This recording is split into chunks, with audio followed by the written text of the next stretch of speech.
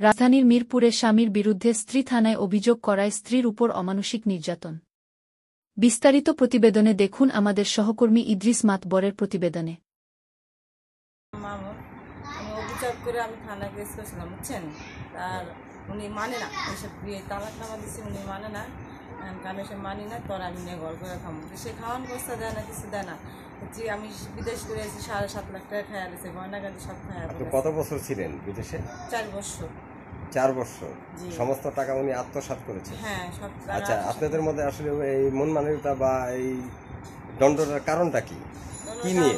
এই টাকা পয়সা নেই, খাওয়ান বস্তা দেয় না, কোনো কিছু দেয় না, খরচাপাতি কিছু দেয় না। উনি খালি ওই আর 2-3টা বউ আছে রানী, ঠিক আছে। আপনি কি জানতেন যে এর আগে যে তার 3টা স্ত্রী আছে? না, আপনি জানতেন না? এটা সম্পূর্ণ গোপন করে আপনাকে বিয়ে করছে? হ্যাঁ, না, ওটা মনে করেন আমার পরে করছে। আপনার পরে? আপনার প্রথম স্ত্রী? না, তার আগের স্ত্রী ছিল। আগের স্ত্রী কয়জন ছিল? আগের কোনো হিসাব কিতাব নেই, ছিল গেছে। আর আপনার পরে কয়টা বিয়ে করছে? আবার 2টা। জি। যখন আপনি বিদেশে ছিলেন ঠিক ওই মুহূর্তে সে আরো 2টা বিয়ে করে? হ্যাঁ, আমি থাকতে করে পরে আমি শোনার পর আমি বিদেশ চলে গেছি। তারপর টাকা আত্মসাৎ করে নিচ্ছে। আমি ওনারে বিশেষ করে দিচ্ছি ঘর বাড়ি করার জন্য। সে আমার ঘর বাড়িতে দেয়, সব টাকা পয়সা নিয়ে এই বউ নিয়ে চলে গেছে। তাই আমি আসার পরে এই যে অত্যাচার, খাওয়া খরচা দেয় না, কোনো ভরণ পোষণ করে না, কিছু করে না। তারপর আমি বলছি ছেড়ে দেবো, ঠিক আছে। সে মানে না, না, সে মানে না।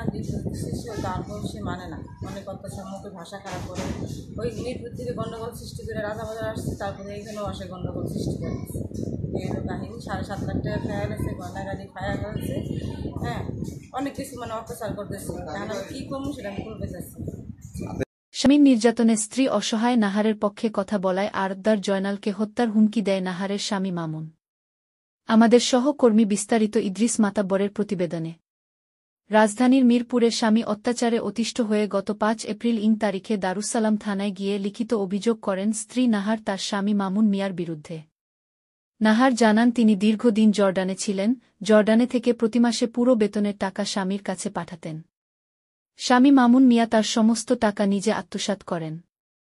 নাহার দেশে ফিরে টাকার কথা জিজ্ঞেস করলে শুরু হয় তাদের মধ্যে দ্বন্দ্ব। নাহার বিভিন্নভাবে খোঁজ খবর নিয়ে জানতে পারে মামুনের আরও 3 স্ত্রী রয়েছে। নাহারের কাছে গোপন রেখে নাহারকে বিয়ে করে মামুন। এইভাবে নাহারের সাথে প্রতারণা করে তার সমস্ত টাকা পয়সা আত্মসাৎ করে মামুন। নাহার যদি এই বিষয় নিয়ে কাউকে কিছু বলে তাহলে তাকে হত্যা করবে বলে হুমকি দেন। নাহার বর্তমানে নিজের জীবন নিয়ে সংকটে আছে। এখন নাহার যেন কারো সাথে কোনো যোগাযোগ করতে না পারে সেজন্য তার মোবাইল ফোন কেড়ে নিয়েছে মামুন। থানায় অভিযোগ করার পরও কোনো সহযোগিতা পাচ্ছেন না অভিযোগকারিণী নাহার প্রশাসনের পক্ষ থেকে। নিজের জীবন বাঁচাতে নাহার তার পরিচিত এক পরিবারের কাছে আশ্রয় নেয় বলে জানান নাহার।